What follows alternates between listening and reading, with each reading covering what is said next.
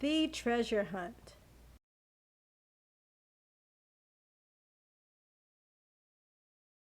Marcy pushed open the door to her big sister's room. She could see Annie sitting at her desk, bent over a notebook. Annie's pen was moving quickly across the page. Marcy sat on her sister's bed and watched Annie write. Marcy began to hum a little song. Annie put down her pen. She looked at Marcy. Marcy smiled and stopped humming. "Will you play a game with me?" Marcy asked sweetly. "You can go first." "Just one game," Annie warned. "Then you are going to leave, and I am going to finish writing my story." Marcy pulled her favorite game down from the shelf. Together, the two girls opened the game board and set up the pieces. They took turns moving their markers around the board. The game did not last very long. Annie won. "You cheated," Marcy said to her sister. "I did not," Annie groaned. "You say that every time we play. Now go on. I want to finish writing my story." Annie went back to her desk. She opened the notebook and started to write. Marcy peeked over her sister's shoulder. "What's your story about?" she asked. "I'm writing about a secret treasure," Annie explained. The girl in the story solves a mystery and finds lots of gold buried under a tree. "That sounds like a good story," said Marcy. "Can I read it?" "Not yet." Annie shook her head. "You can read it when it's done." "But I want to read it right now," Marcy said as she reached for the notebook. "Well, you can't," Annie told her, pulling the notebook back. "Leave me alone, Marcy." "Okay, okay," Marcy shouted. "Keep your old story. I'm going to find some real buried treasure."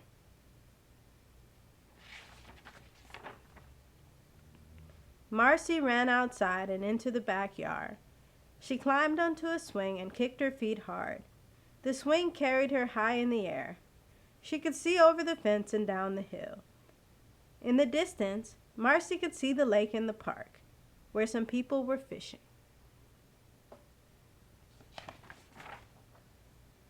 Biscuit, Marcy's dog, came out into the yard. Marcy stopped swinging and patted Biscuit on the head. The dog wagged his tail. Then he curled up to take a nap under a tree. Suddenly, Marcy had an idea. She got a shovel and a jar and started to dig right next to where Biscuit was trying to sleep. "Wake up, Biscuit," Marcy said. "I'll bet there's a treasure buried underneath this tree. Let's see if we can find it." Marcy and Biscuit dug for a long time. Soon there was a small mound of dirt near the tree. Marcy's shovel hit something hard. "A treasure!" Marcy yelled, and she dug deeper and deeper. At last she could see what it was. "Oh," Marcy said sadly, "it's only a bone." Biscuit was not disappointed. He took the bone, lay down, and chewed happily. Marcy started digging again. Her shovel scooped up damp, dark dirt. Worms wiggled out of the dirt. The worms were getting in Marcy's way. Marcy looked over the fence and down at the lake and sighed. "I found an old bone for you," she told Biscuit. "And I found lots of wiggly worms. What kind of treasure is that?" Then Marcy had a new idea. She got more jars from the garage and started to fill them with worms. She found a big box and carefully put the jars full of worms into the box. Annie called from the window. "I'm finished with my story, Marcy. You can read it now." "Sorry, Annie.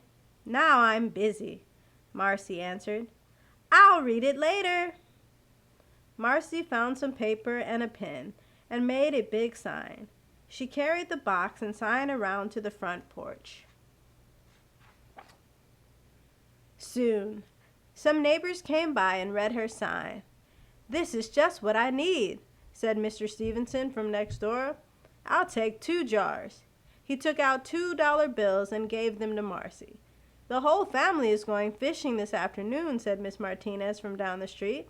"I'll take 5 jars." She handed Marcy a crisp $5 bill.